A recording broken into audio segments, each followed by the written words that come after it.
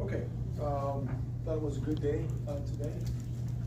Excited to get the fans out there tomorrow, right? That'll be fun and exciting for our fans to be out there with the players and bring a little bit more juice. That would be good. In terms of you guys, right? I see that you guys got shade now in the bleachers, right? This is pretty amazing.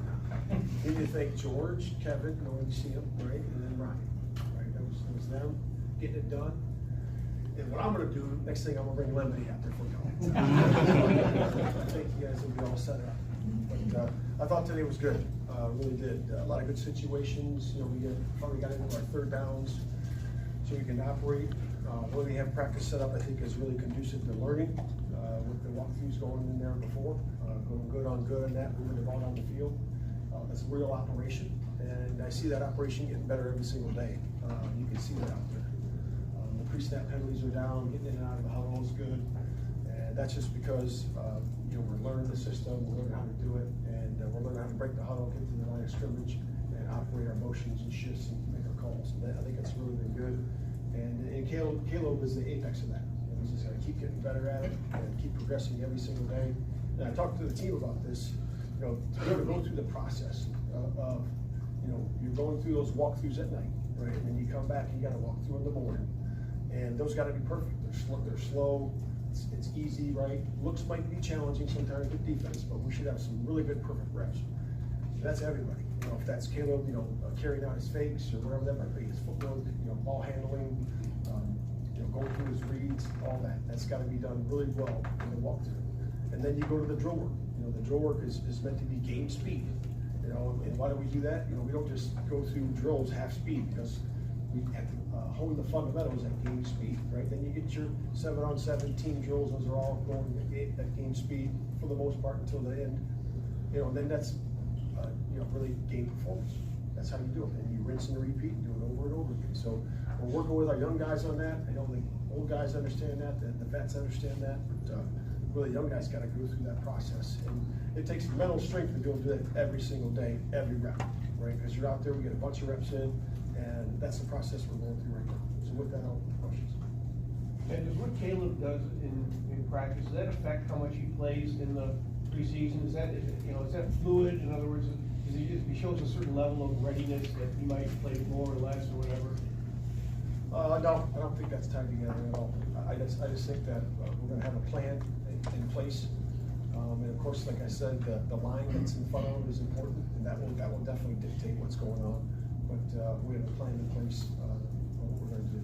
What did you see from him? What did you see from Caleb in those last two periods where it looked like you guys were working 2-minute drill and then field goal, and was the very last one, just last play, got to get it in the end zone? Or? Yeah, okay. Yeah. So it was the very last play, 4 seconds, and you're just from a distance, then another distance, and then the first one was 2 minutes. Yeah, so 2 minute in the game, you field goal. So what did you see from Caleb during those? Good. Operation was good. Made the 4th down. We had to go for it on 4th down. We made that. We still have plenty of time. And again, you're on a time constraint right now with these first 4 practices. You got to be under the 2-hour mark here, so that's why we cut it short and set count off there. And for the 4th and 3, you guys had Cairo kicking field goals. Was that the time? Was it a process thing? Why not keep the drive going after that? Was it really out of time? Or? Yeah, that's what I just stated. Okay. Yeah, so we were close to the time, and I had to get it. Okay. Now, we talked about the benefit of having veteran players who are good on the field to help Caleb. But the fact that some of them are tacticians and can work with them off the field.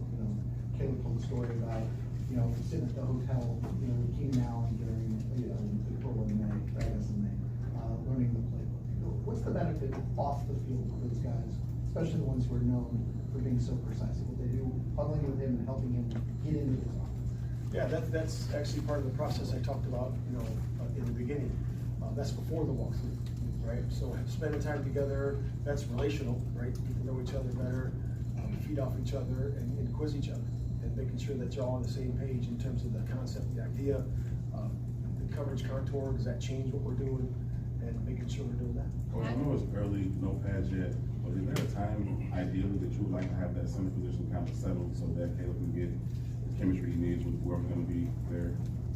Yeah, I think you just let it go through, you know, you let it go through the process. You know, I told the guys today, you make the team or you make your position in pads, right? You know, those are the things that we evaluate. You know, it's hard to evaluate, you know, guys when you're out here and not in pads. You know, the pass protection's hard, the pass rush is hard to really evaluate if a guy really can bore around the corner or if he really can protect, you know, against the bull rush, because we put limits on the guys a little bit, what they can and cannot do, so we don't have an injury when we're in shells like that. So and you have to, because everybody's got to stay on their feet. But once we get pads on, they got to stay on their feet, but then they're able to bowl and do different things. And, you know, I can do their snatch and all that stuff. So it's something that's very detailed out, and it's really because of injury. But to answer your question, we're gonna let that play out. Do you have updates on Noah Sewell, Civil Webster, and what their status is right now? Yeah, they'll be day to day. It's nothing major, and they'll be back. It's kind of like you know, a little bit like TJ and you know those guys were. We'll see how it goes, and we'll do what we always do. You know, we'll start putting them in individual and ramp up reps and all that. Sorry, we saw DeMarcus Walker kick inside on the 2-minute drill.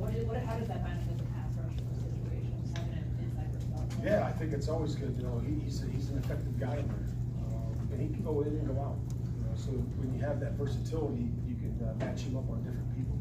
Some guys you can't do that. Some guys aren't very good when they go in there, and you can't match them up. Which is always good if you get a long player in there, like a Dexter, against a guard or a center. That's always a good matchup. What's the conversation cadence issue with Caleb right now? Good. Yeah, it came back way better, and in terms of just the operation of it, and it's improving every day. You feel resolved, that's resolved. You guys have a game next week, obviously. Well, I mean, you're always going to enhance your cadence and change the cadence. So you know, we have to go through the process of that. You know, you got to use different cadences, and you got to use it as a weapon, and that takes time. And we're going through the process right now. We're not even close to being through that process yet. Coach, the conversation around Caleb Williams at OTAs and at minicamp was that he was very much ahead of schedule. He came back very prepared. Do you feel like he's done that at training camp? Do you feel like he's ahead of schedule, right on schedule? Where is he at right now? Well, as you go through training camp, what you do is you put a lot of things in, right? And you're trying to put the whole offense in, and we're also installing the whole defense. So he's going to get the whole gamut of looks. You know, so there's going to be an ebb and flow to this. You know, there's going to be an ebb and flow. I don't think the bell curve, you know, it's like not like just this the whole time, right? It's going to be a little step, and then go down, and then go up. He's going to have some hard days, and that's by design, right? Just by happenstance, it's going to happen. We're going to give him some looks that are going to be hard for him, and then he's going to learn from those, and then he's going to grow, and then go to the next step. So that's him learning the game up here, learning the speed, learn how the windows close faster. And when he does that, he's just going to keep growing and learning. And that's just not during training camps. That's going to be the first game all the way to the last game. He's got to keep stacking them up and keep learning. Matt, Matt,